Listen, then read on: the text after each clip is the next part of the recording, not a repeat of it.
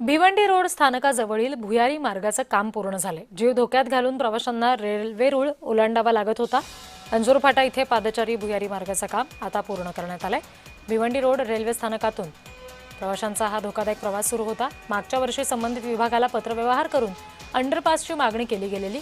त्या अनुषंगाने भारतातील प्रगत अंडरपासपैकी भिवंडीतील 6 महिन्यात तयार करण्यात आलेला जलरोधक अंडरपास प्रथम क्रमांकावर असणार आहे।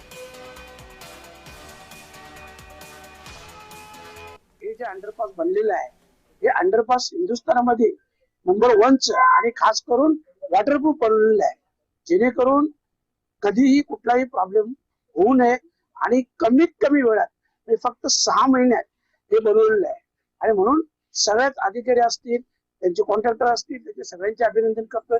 त्यात काही त्रुटी राहिलेल्या आहेत, सीसीटीव्ही फुटेज किंवा इतर या सगळ्या त्रुटी देखील काही दिवसात पूर्ण केल्या जातील।